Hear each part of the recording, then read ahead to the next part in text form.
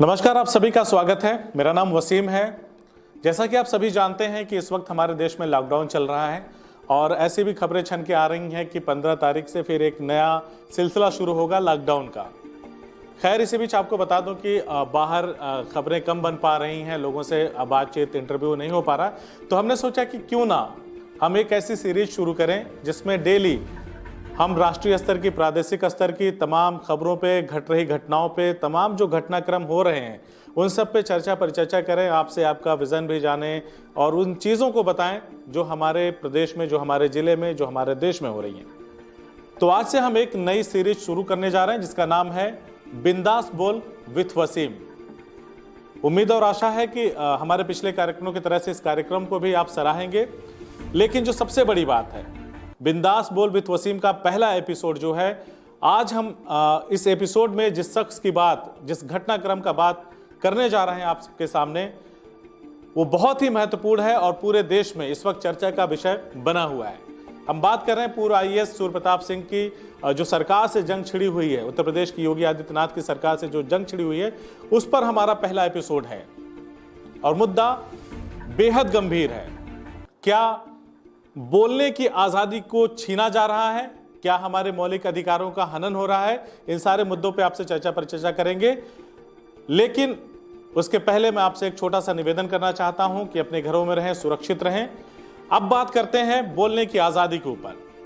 कहा जाता है कि लोकतंत्र में बोलने की आजादी होती है और अगर उस आजादी पर भी हमला हो, किसी को बोलने से रोकने के लिए तमाम बंदिशें लगाई जाए, तो एक सवाल जरूर खड़ा होता है कि क्या सच में हम आजाद हैं? ये बातें तब और महत्वपूर्ण हो जाती हैं जब अपने विचारों को रखने वाला कोई व्यक्ति अगर दूसरे दल की सरकार में विचारों की अभिव्यक्ति करता है, नैतिक मूल्यों की बात करता है, जनता की बात करता है, तो उस वक्त विपक्ष में रहने वाली पार्टी के लोग उसे शाबाशी देते हैं, उसकी पीठ थपथपाते हैं। लेकिन जैसे ही खुद सत्ता में, वो विपक्षी जैसे खुद सत्ता में आते हैं और अगर कोई सवाल करने लगता है, उनसे बात करने लगता है, अपने विचार रखने लगता है, तो वही इंसान बुरा क्यों लगने लगता है? संविधान ने अगर सबको अधिकार दिया है अपनी बात रखने का, तो फिर इसमें बुराई कहां नजर आती है? आखिर राजनीतिक दलों के लोगों को घबराहट क्यों होती है इन सवालों से? हम बात कर रहे हैं रिटायर्ड आईएएस सूर्य प्रताप सिंह की, जिनके खिलाफ सरकार विरोधी भ्रामक पोस्ट करने का आरोप लगा है। उन पर एफआईआर दर्ज हुई है और कहा जा रहा है कि ट्विटर पर सरकार विरोधी भ्रामक पोस्ट करने के आरोप में उनके खिलाफ एफआईआर दर्ज की गई है। कहा जा रहा है कि उन्होंने मुख्य सचिव पर कोरोना टेस्ट को लेकर डीएम को हड़काने की फर्जी खबर को पोस्ट किया था।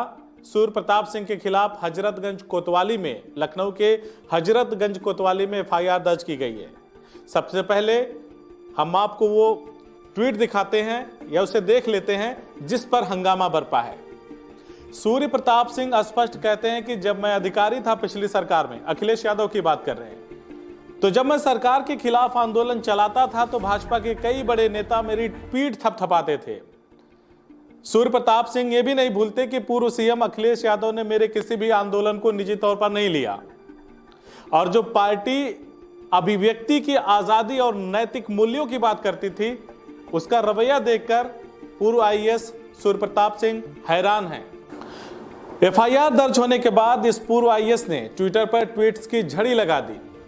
हम आपको पहले वो ट्वीट्स पढ़कर सुनाते हैं जो इस रिटायर्ड ऑफिसर ने किया है। उन्होंने लिखा है, मुख्यमंत्री योगी आदित्यनाथ और उत्तर प्रदेश पुलिस को टैग करते हुए कि मुझ पर किए गए मुकदमे की कॉपी मुझ तक पहुंचाने का कष्ट करें। उन्होंने ये भी कहा कि मैं प्रेस कॉन्फ्रेंस करके इन सभी मुद्दों का जवाब दूंगा। सरकार से मेरे कुछ सवाल हैं, उन्हें जनता के समक्ष रखूंगा। साथ ही उन्होंने ये भी लिखा कि सत्य पक्ष, यानी कि जो सच का पक्ष है, सत्य पक्ष सत्ता पक्ष पर भारी पड़ेगा। उन्होंने यूपी के चीफ सेक्रेटरी को भी टैग करते हुए ट्वीट किया और कुछ सवाल पूछे। पहला सवाल, लॉकडाउन के बाद प्रदेश के सभी 75 जिलों से प्रतिदिन कितने कितने कोरोना के टेस्ट के लिए ब्लड सैंपल प्राप्त हुए और कितनों की जांच हुई? दूसरा सवाल उन्होंने पूछा कि क्या सभी कोरोना संदिग्धों के टेस्ट कराए गए हैं? तीसरा सवाल था उनका कितने प्रतिशत प्रवासियों के टेस्ट हुए, अगर नहीं तो क्यों?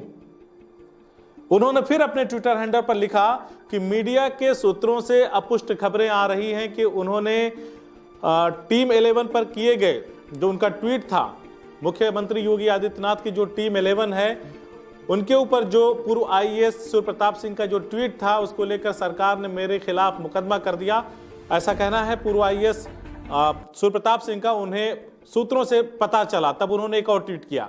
सबसे पहले उन्होंने कहा कि सबसे पहले मैं ये साफ कर देना चाहता हूं कि उत्तर प्रदेश सरकार की पॉलिसी पर दिए नो टेस्ट नो कोरोना वाले बयान पर मैं पूरी तरह से अडिग हूं और सरकार से निरंतर सवाल पूछता रहूंगा। यह कहना है पूर्व नौकरशाह का, जो लगातार सरकार से नौकरशाहों से सवाल पूछ रहे हैं। उसके बाद उन्होंने एक वीडियो भी रिलीज किया है जो निश्चित रूप से योगी सरकार की मुश्किलों को बढ़ाने वाली है। पहले आप वो वीडियो देखिए।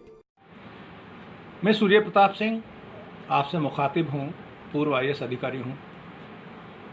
योगी सरकार ने मेरे खिलाफ मुकदमा किया है क्योंकि मैंने मुख्य सचिव से एक प्रश्न पूछ लिया कि आप जिलाधिकारियों को फटकार रहे हैं और कह रहे हैं कि इतने टेस्ट के लिए सैंपल क्यों भेज रहे हो, क्या ये सही है? इतना सवाल किया था। इस सवाल में ना आलोचना है, ना कोई अपमान है किसी का। एक पूर्व नौकरशाह वर्तमान नौकरशाह से एक सवाल पूछ रहा है, उसका सिंपल जवाब बनता था यस और नो। एफआईआर तो नहीं बनती थी। चलिए बहरहाल एफआईआर दर्ज कर दिया, कोई बात नहीं है। अब मैं ये पूछना चाहता हूँ कि उत्तर प्रदेश में जो टेस्ट हो रहे हैं वो कितने हो रहे हैं? 6000 प्रतिदिन है, 7 है, 8 है, 10 है, 15 है, कुछ पता नहीं चलता, अलग अलग बयान आ रहे हैं। अब जिलों से 75 जिलों से 1 लाख से ऊपर सैंपल प्रतिदिन आ रहे हैं और आप कह रहे हैं हम 15,000 10,000 टेस्ट करा रहे हैं। तो एक्चुअल संख्या क्या है ये बताओ। पहला सवाल तो मेरा ये है। दूसरा सवाल मेरा ये है कि जब माननीय मुख्यमंत्री जी ने स्वयं कहा कि 75%, 50%, 25% जो प्रवासी मजदूर हैं वो जो यूपी में आए हैं, चाहे वो 25 लाख हैं, 30 लाख हैं, उनमें संक्रमित लोग हैं, तो उनके टेस्ट क्यों नहीं करा रहे हो? क्यों उनको मरने पे छोड़ रहे हैं आप लोग? जब संक्रमित हैं तो टेस्ट कराइए। ये मेरा दूसरा प्रश्न है सरकार से। और कब टेस्ट कराओगे, कब उनकी जान बचाओगे? तीसरा प्रश्न मैं सरकार से ये करना चाहता हूं कि सरकार क्लियर पॉलिसी बताए कि पॉलिसी क्या है। क्या आपकी policy no test no corona है, यानी टेस्ट नहीं कराएंगे, कोरोना की संख्या कम रहेगी? हमारी जनसंख्या के सापेक्ष जो 21% जनसंख्या देश में है, आपके यहाँ पूरे देश के संक्रमण का 3.9% है, केवल 11,000, और पूरे देश का 2,86,000। ये कैसे हो सकता है? या तो आपने वैक्सीन विकसित की है या फिर आपने कोई जड़ी बूटी पिलाई है।